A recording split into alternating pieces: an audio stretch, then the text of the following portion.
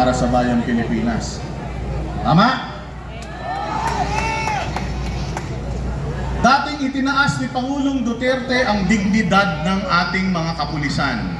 Dinoble ang sweldo. Alam nyo, kaya dinoble ni Pangulong Duterte ang sweldo ng mga pulis.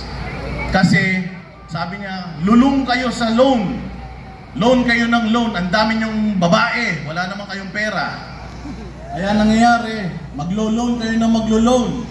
Pag nag-loan na nag-loan, walang sasahurin ilang taon. Ang gagawin ng pulis, mangungurako. Mangungotong. Ang ginawa ni Pangulong Duterte para hindi na kayo mag-loan, dadagdagan natin yung sweldo ninyo. Saya-saya natin nun. Nagtrabaho talaga yung mga pulis. Aso kayo? Oo, matapos yun. Nung naging presidente, ito si Pangulo, Diyos ko po. Tingnan nyo ang ginawa nila sa mga kapulisan natin. Natatandaan nyo ba yung 16-day KOJC? Pwede pumasok dito kung gusto niyo. Ginamit nila yung mga kapulisan para kubkubin yung simbahan, banal na dako UPI tayo. ng Kingdom of Jesus Christ. Ginamit nila yung mga kapulisan para lumabag sa batas. Yung mga pulis dapat sumusunod sa batas yan eh. Pero yung mga pulis ay kinakasangkapan nila para lumabag sa batas.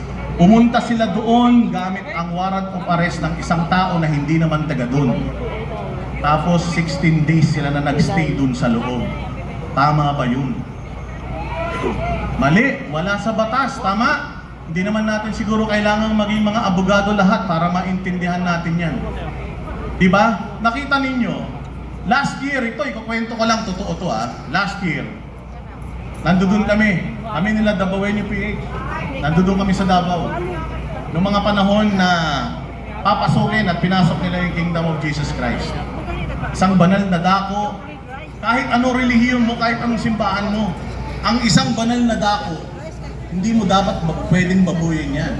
Kaya Katoliko ka, kaya Muslim ka, basta importante yung isang banal na dako, hindi mo pwedeng babuyin. Yung ginawa nila sa Kingdom of Jesus Christ, binaboy nila yun sa loob ng 16 na araw. That same month, nagsabi si Pangulong Duterte, Pangulong Marcos, siya ang nagbulgar. Naniniwala ba kayo doon? Ako naniniwala ako na nagbulgar. Panginoon, bakit? Dahil yung lakas ng ulan na yun ang nagpabaha sa Pilipinas ng tubig at ng basura, doon tayo nagsimulang naghanap. Doon tayo nagsimulang magtanong, nasan yung flood control? 5,500, nalaman natin, 1.6 billion per day daw yung ginagastos nila sa flood control. Ang laking pera nun. 1.6 billion per day. Magkano binibigay nila sa Cebu? 5,000 pagka medyo damage. Tapos 15,000. Yun lang yung pinamimigay nila. So ito ang ginagawa natin, nagre-reklamo tayo. Ito yung mga reklamo natin na gusto nating marinig nilang lahat. Hindi tayo nandito para sabihin magsilayos na kayo dyan. Kasi ako sana na vice na presidente. Marami sa inyo nagagalit eh. Tigas ng ulo ni Inday. Kung tumakbo sana siya presidente. Sa tingin ninyo sa mga demonyo na yan, kung presidente si Inday Sara ngayon, pina-i-impeach na nila yan. Vice President pa lang, pina-impeach na nila eh. Lalo na kung presidente yan, ipa-i-impeach nila yan. 3 taon lang yan maninilbihan. Vice President si Bongbong Marcos halimbawa, anong mangyayari sa bayang Pilipinas? Kung 9 years siyang mamumuno sa Pilipinas, 3 taon pa nga lang, pinahirapan na tayong lahat eh. 9 years pa kaya. So yung hindi pagtakbo ni Inday Sara is a blessing in disguise. It is a blessing in disguise. Marunong talaga ang Diyos. Alam ng Diyos na kailangan niyong matuto. Kailangan natin matuto sa mga ibinuboto natin. Hindi na si Pangulong Marcos dahil kay Inday Sara Duterte. Ngayon ito, mga bossing, gusto ko lang ipaintindi sa inyo kung gaano ka-traitor itong gobyerno na to bago tayo mamaalam. Trad lahat. Pangalawang kinraidor niya, ang mga Duterte, pinalibing yung tatay niya, si Pangulong Duterte, nasa Hague ngayon. Anong pakiramdam kaya ni Pangulong Marcos na nagpupunta siya sa libingan ng kanyang tatay tuwing November 1 habang si Pangulong Duterte na taon-taon nagpupunta sa libingan ng mga magulang niya, eh hindi nakapunta ngayon taon sa libingan ng mga magulang niya. Matigas ang mukha, ano? Walang ano, no? Hindi niya siguro na iisip, ano? Gano'n ka walang utang na loob? Gano'n ka walang utang na loob? Si Pastor Apollo Kibuloy nakatulong, ang SMNI nakatulong. Noong mga panahon na yung mga mainstream media binababoy siya. Sino ang tumulong sa kanya? SMNI. Ngayon, ang SMNI wala pang prangkisa ulit. Una nilang tinrabaho ang SMNI. Nauna nilang tinrabaho si Pastor Apollo Kibuloy. Malaki ang naitulong, tinarantado, tinraidor pa. Sino ang kanyang sumunod na tinraidor? Si VP Sara.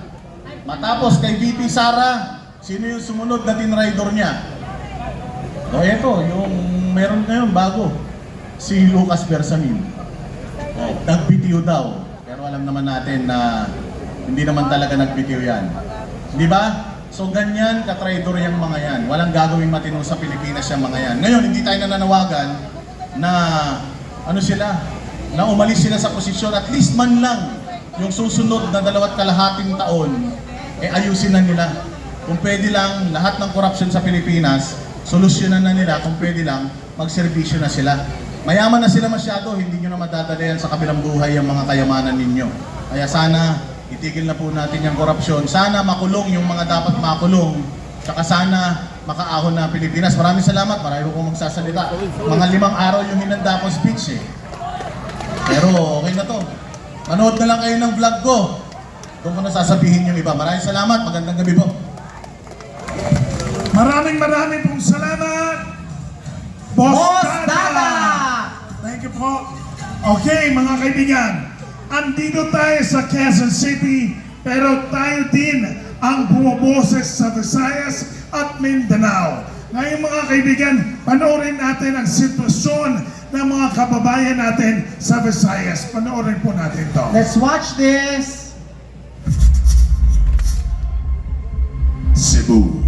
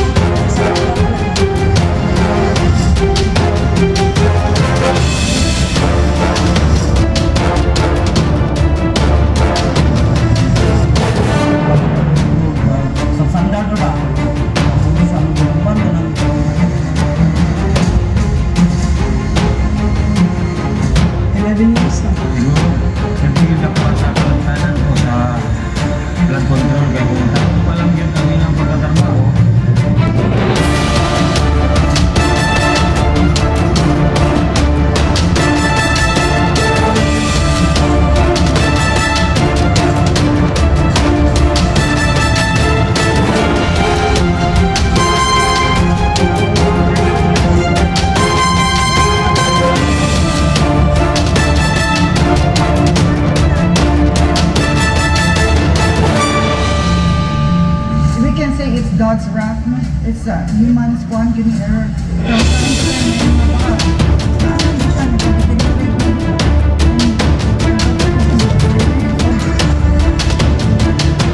Ang daming anomalya. Tapos, daming hindi pa kakasundo. Ano pang iba? Binabudgetan lang malaki, tapos ang binigay, maliit lang. Yan yung ganun.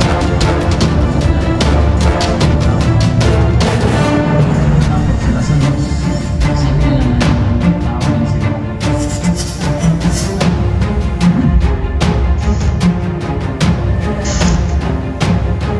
Para sa bawat Pilipino, alam ko na buo ang galit ninyo sa akin ngayon. Noong bakit? Lalo na And now our special guest tonight from ABS-CBN, two-time grand finalist in Showtime Pinasikat and 21 segments, blogger, social media influencer, and content creator.